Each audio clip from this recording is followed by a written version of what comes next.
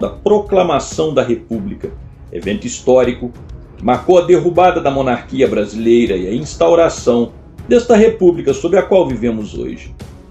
A palavra proclamação significa anúncio, declaração solene, uma forma mais bonitinha, perfumada de dizer que não houve qualquer processo legal ou democrático, mas sim, alguém simplesmente declarou, anunciou solenemente, proclamou que a partir de agora seria assim, seria a República, a proclamação da República. E foi assim desde então. O regime sob o qual o Brasil conquistou a sua independência, preservou a sua integridade e conquistou a posição de segunda maior potência das Américas e quarta maior potência econômica do mundo fora da Europa, chegava ao fim. Nossa Constituição mais duradoura, que vigorava há mais de 60 anos, era revogada e em seu lugar viriam outras 6, inclusive esta atual, que já dá sinais de que estaria expirando sua validade. O Brasil veria a inflação, que até então tinha uma média anual de 1,5%, disparar a níveis incalculáveis. A moeda nacional, o R$1.000, seria sucedida por outras 8, sendo que esta valia mais de 100 vezes a moeda atual. Surgiria a primeira favela do Brasil, hoje uma presença comum em todo o território nacional.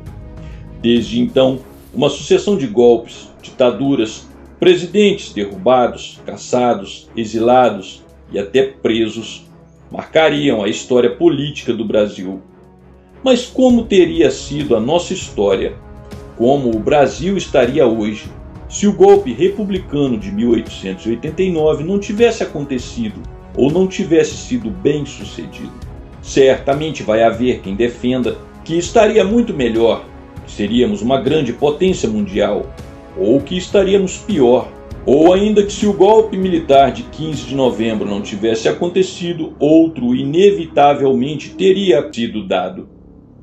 Tudo teoria, especulação, pois sobre o que não aconteceu só podemos teorizar, devagar. Fato é que a monarquia caiu, a república foi implantada, como também é fato que o decreto que mudava o regime dizia em seu artigo 1º, fica provisoriamente proclamada a República, e em todos os seus artigos referia-se ao regime como governo provisório, e continuou sendo provisório por mais um século, até que em 1993, após o impeachment do primeiro presidente eleito diretamente na chamada redemocratização, conforme previsto na 7ª Constituição do país, foi realizado um plebiscito para a escolha do regime político. Um plebiscito viciado, uma cédula que te induzia ao erro, realizado no dia de um herói republicano, sem que os príncipes pudessem participar da campanha. Como era de se esperar, venceu o único regime que o brasileiro conhecia pelas últimas 4 gerações, pelo menos. Mas e se o resultado tivesse sido diferente? Se a monarquia tivesse vencido o plebiscito de 93? O que estaria diferente? Como teria sido nossa história desde então? Como o Brasil estaria hoje? Quanto a isso, algumas coisas é possível saber com certeza.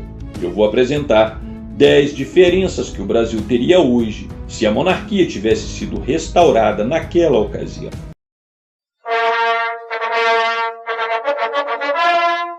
A primeira diferença é a mais óbvia e a mais importante. Os papéis de chefe de Estado e chefe de governo, hoje concentrados na pessoa do presidente da República, seriam separados, de modo que a chefia de Estado, que cabe à preservação da harmonia entre os poderes constituídos, a guarda da Constituição, as relações diplomáticas e a preservação da soberania e unidade nacional, seria exercida pelo imperador. Já o papel de chefe de governo, que é aquele que é responsável por gerir as contas e o patrimônio do Estado, implementar projetos e políticas públicas e, segundo esses, investir os recursos públicos, seria exercido pelo primeiro-ministro, um ministro de fato, este nomeado pelo parlamento.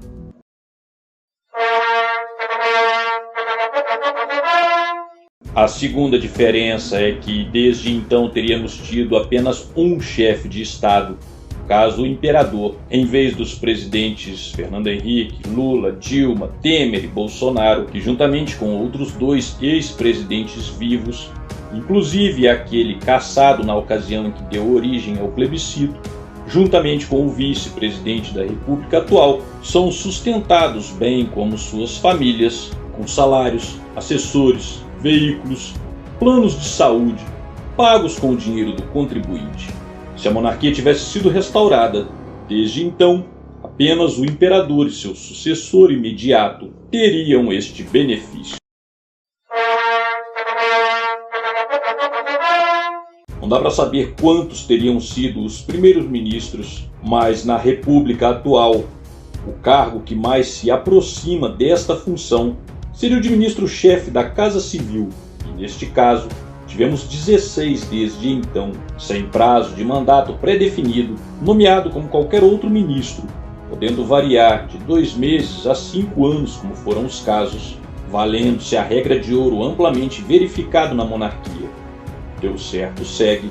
Não deu certo, muda.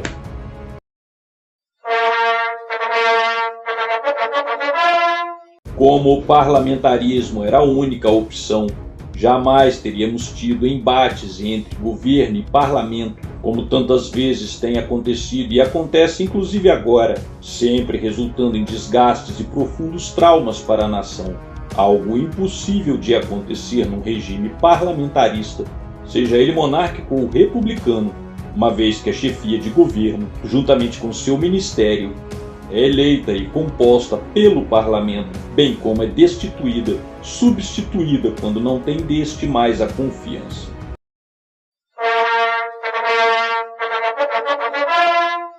Esquemas de corrupção, de compra de votos como o Petrolão, o Mensalão, a compra da reeleição de FHC não fariam sentido, pois o governo já tem os votos com os quais foi eleito e quando não os tiver mais, não será mais governo, não tendo por que comprar o que já lhe pertence. E somente nesses esquemas aqui apresentados, e implicado numa economia de cerca de quase 70 bilhões de reais ao país.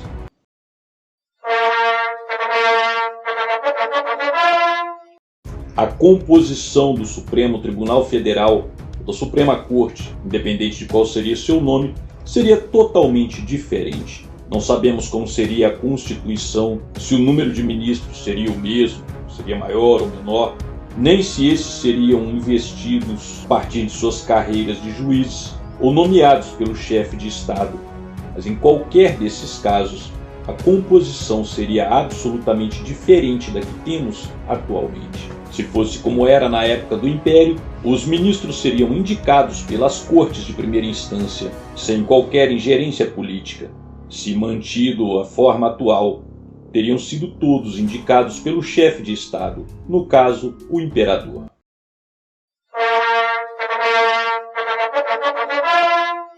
Como parlamentarismo, teríamos o recurso da dissolução do parlamento, sempre que houver desarmonia entre os poderes ou o cometimento de algum crime, sendo esta a maior garantia de harmonia entre os poderes, impedindo na prática que um poder conspire contra o outro, uma vez que, como vemos nos exemplos das monarquias atuais, quando um governo cai, o parlamento também é dissolvido e deve ser recomposto pelo voto direto do cidadão.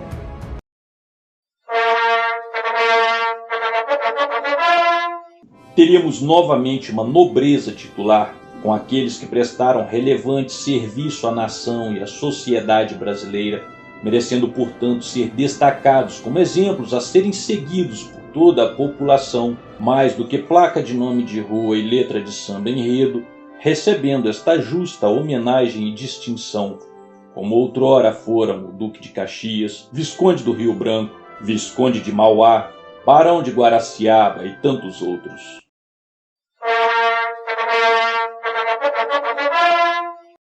Haveria um turismo monárquico, como em todas as monarquias atuais. Além de todo o potencial turístico do Brasil, com suas manifestações culturais, artísticas e belezas naturais, as cerimônias oficiais, Coroação, investidura, as trocas de guarda, desfile, os palácios, tudo isso constituiria uma modalidade adicional de turismo ao país.